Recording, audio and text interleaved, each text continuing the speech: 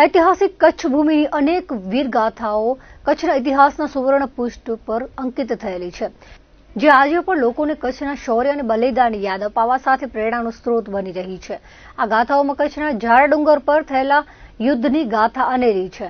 ભારત દેશની અને કચ્છની સ્વતંત્રતા, ધર્મ અને સંસ્કૃતિની રક્ષા માટે સૌથી મોટું યુદ્ધ વિક્રમ સંવત 1819માં સિંધના આક્રમણખોર બાદશાહ ગુલામ શાહ અને કચ્છના મહારાવ ગોળજી બીજા વચ્ચે લડાયું હતું.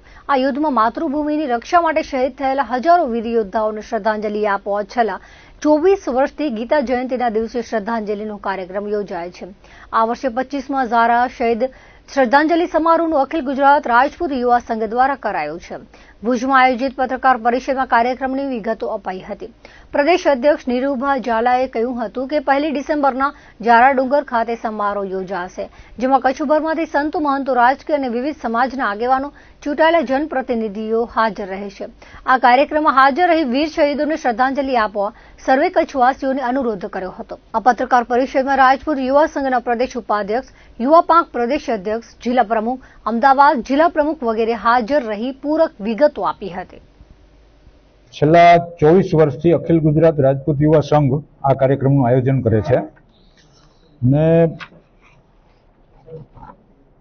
વિક્રમ સંવત 1819માં કચ્છ મહારાવ ગોળજી બીજા અને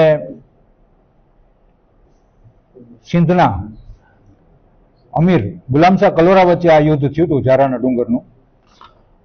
એ યુદ્ધની અંદર હજારો ક્ષત્રિયો અને કચ્છના તમામ સમાજના લોકો શહીદ થયા હતા.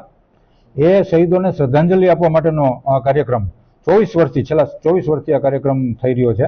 અને આ વખતે 1 ડિસેમ્બર સોમવાર કારતક સુદ 11ના દિવસે આ કાર્યક્રમ 25મો કાર્યક્રમ અમે યોજવા જઈ રહ્યા છીએ. કાર્યક્રમનો જે મેઇન હેતુ છે, એમ્સ છે, એ છે કે હવે પછીનો જે પેઢી છે નવી, એને આપણો ઇતિહાસ, એનું જ્ઞાન મળે, રાજપૂતોએ જે આપેલા બલિદાનો છે એ બધાને યાદ રહે.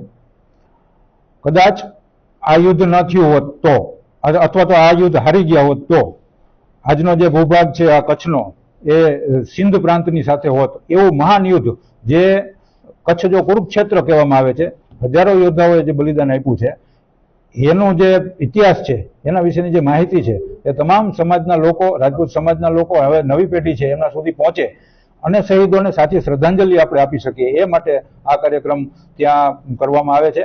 અને કાર્યક્રમનો જે સમય છે એ બપોરે 12 વાગ્યાથી ત્યાં શરૂ થાય છે. 12 વાગ્યાથી 3 વાગ્યા સુધી શહીદોને શ્રદ્ધાંજલિ આપવાનું, હોમ હવન કરવાનો અને ત્યાં એક કાર્યક્રમ કરવાનો, આવો કાર્યક્રમ દર વર્ષે અહીંયા યોજવામાં આવે છે. 70,000નું સૈન્ય હતું સામે, એની અંદરથી 35,000 લોકો ત્યાં શહીદ થયા હતા, બે સૈન્યના થઈને.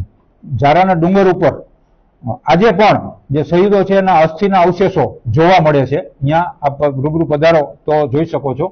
અને મેં વાત કરી કે વિશ્વની જે 21 મહાન લડાઈઓ છે એની અંદર આ ઝારાનું જે યુદ્ધ છે એનો સમાવેશ થયો છે. અને ઝારાના ડુંગર ઉપર મીઠા ગુગળના જે ઝાડ થાય છે એ એની સાક્ષી પૂરે છે. અહીંયા બહુ મહાન મોટું લોહિયાળ યુદ્ધ થયું હતું.